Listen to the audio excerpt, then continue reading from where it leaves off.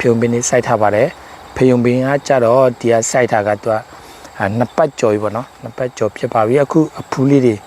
ညွန့်လေးတွေရောရွက်နုလေးတွေထွက်နေပေါ့နော်ဒီညွန့်လေးတွေကိုကျွန်တော်ခူးပြီးတော့နောက်ပြီးတော့ဒီဖျုံရွက်ကဲဒီကျွန်တော်စက်သွန်ပြူလေးရိုက်ပြီးတော့ကြော်စားမယ်ဆိုတော့အရင်ရတာရှိတယ်စပါဝစိုက်ခင်းလေးပဲဖြစ်ပါတယ်ဒီကတော့ပြောင်းမှုလေးနဲ့ရောစိုက်ထားပါတော့ပြောင်းမှုလေးလည်းဖြစ်တယ်ခင်ဗျဒီမှာပဲပင်လေးလည်းရှိတယ်နော်ဟုတ်ကဲ့ပါဒီမှာ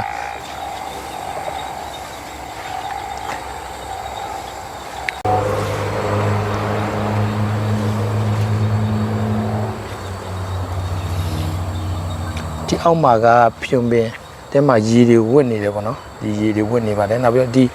ပြောင်းမှုပင်တွေကလည်းစိုက်တုံးကတော့ကြတော့ရောစိုက်တာတိတ်မများဘူးလားအခုတော့ဓာတ်ထူနေပေါ့နော်ပြောင်းမှုပင်လည်းအရင်ထူနေတယ်ဒီဖြုံပင်လေးတွေပေါ့နော်ဒီပြောင်းမှုရက်ဒီမှာဆိုတော့ဒီဖြုံပင်တွေကျွန်တော်စင်တင်ပေးပါပေါ့နော်မြေကြီးအရင်ပြေးဖို့ရန်အတွက်မြေနေရာတိတ်မလောက်တဲ့အတွက်ဒီဖြုံပင်တွေကိုကျွန်တော်စင်တင်ပေးမှဖြစ်ပါတယ်စင်တင်ပြီးတော့ဒီဖျုံပင်ရဲ့နောက်ပြီးတော့ပဲပင်ရဲ့ဒီစင်ပေါ်မှာပြေးခိုင်းမယ်ခင်ဗျာနော်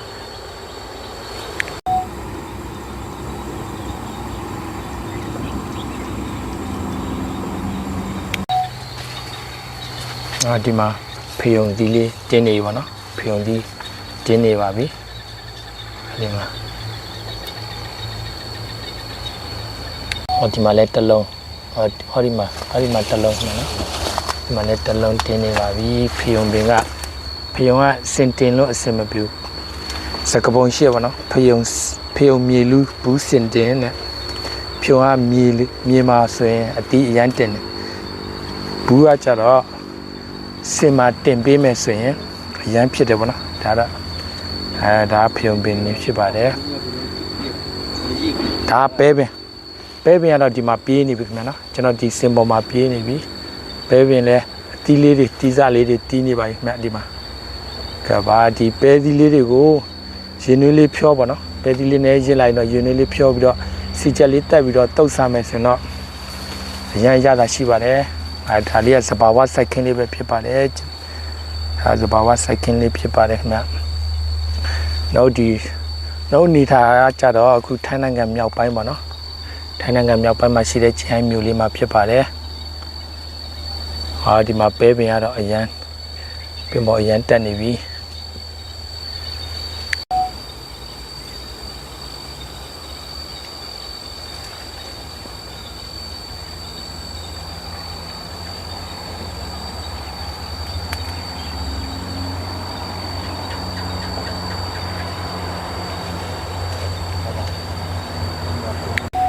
ဒီမှာကျွန်တော်ပဲစီလက်ဆက်လေးတွေပေါ့နော်လက်ဆက်လေးတွေခူးလိုက်ပါပြီရရင်တော့ဒါလေးဖြောတုပ်စားမယ်ပေါ့နော်ငပိတိုးစရာလေးနဲ့တိုးစားအစိမ့်တိုးစားမယ်ဆိုရင်လည်းရရတာရှိပါတယ်ဒါကဲ organic စစ်ပဲဖြစ်ပါတယ်ဘာဝမြေဩဇာနဲ့စိုက်ပျိုးထားတဲ့အသီးလေးတွေလက်ဆက်လေးဖြစ်ပါတယ်ကဲဒီမှာလဲဖြုံသီးလေးတွေပေါ့နော်ဖြုံသီးလေးတွေတီးနေပြီခင်ဗျအခုစိုက်ထားတဲ့အပင်လေးတွေကအသီးလေးတွေတီးနေဆိုတော့စိတ်ပျော်ရပေါ့နော်မောပြေတယ်ကြည်ရတာရမ်းပီတိဖြစ်တယ်ခင်ဗျဒါလေးကတော့ဖြုံစိုက်ခင်းလေးဖြစ်ပါတယ်ကျွန်တော်ဒီဖြုံစိုက်ခင်းရဲ့ဘေးလေးမှာဘူးပင်လည်းစိုက်ထားပါတယ်လို့ဘူးပင်လည်းကျွန်တော်ခဏနေခေါ်ပြမယ်နော်ဒါလေးကရေကန်ဖြစ်ပါတယ်ဒီထဲမှာအရင်တော့ငါးရီလည်းမွေးတယ်ကျွန်တော်ဒီမှာရေခတ်ပြီးတော့ပေါ့နော်ရေခတ်ပြီးတော့ဒီကျွန်တော်ရဲ့ဘူးပင်လေးတွေဖြုံပင်လေးတွေတစ်ပင်လေးတွေလည်းရေလောင်းနေခင်ဗျဒါငါးကန်ဖြစ်ပါတယ်ငါးကန်ရဲမှာဆိုတော့အရင်တော့ငခုတွေလက်မောင်းလောက်အကောင်နေရှိတယ်ပေါ့နော်ငခုတွေငရှင်းနေအရန်ပေါ်တယ်ညဘက်ဆိုရင်ဒီမှာမြုံလာထိုးရပေါ့နော်ဒီငါးကန်လေးဖြစ်ပါတယ်ငါးကန်တော့အရှိဟိုးဘက်ချောင်းထဲထိရှိတယ်ခင်ဗျကဲဟောတာကတော့ဘူးစင်ပေါ့နော်ဒါဘူးစင်ဖြစ်ပါတယ်ကျွန်တော်ဘူးပင်လေးစိုက်ပြီးတော့ဒီမှာစင်တင်ထားရနော်ဒီမှာဘူးပင်ကအပွင့်လေးတွေလည်းပွင့်လာပြီဒီမှာအညွန့်လေးပေါ့နော်ဒါအညွန့်လေးဒီမှာဆိုတော့ဖူးလေးတွေအပွင့်လေးတွေဝေဆာနဲ့ပေါ့နော်ဒီမှာဒီမှာဘူးသီးလေးတီးနေပြီဒီမှာလဲအညွန့်နေအရန်ထွက်နေပြီဒီမှာဟိုမှာဘူးသီး ဘူးစီတော်တော်ကြီးတယ်ဟိုတလုံးတော့ဘူးစီနည်းနည်းကြီးနေပြီဘူးစီကြီးနေပြီဘူးစီနုမခွေရဆိုတဲ့စာသားရှိတယ်ပေါ့နော်အဲကြောင့်မလို့ကျွန်တော်ဒီဘူးစီနုလေးတော့ခဏထားပေးလိုက်အောင်မယ်နောက်မှပဲခုမယ်ဒီနေ့တော့ပဲစီနဲ့ပဲကျင်တတ်လိုက်မယ်ဒီမှာဘူးပင်ဖယုံပင်ပဲပင်ပြောင်းဘူးရှိတယ်ဒီကလို့ကျွန်တော်ရဲ့ညီကိုတွေ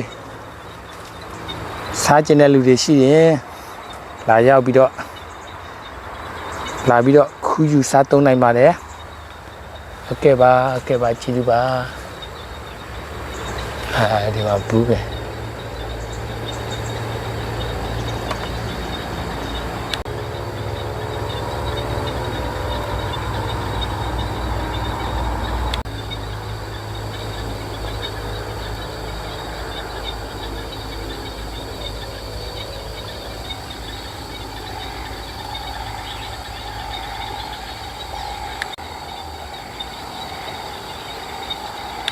ဒါ15ပြီပြပြီ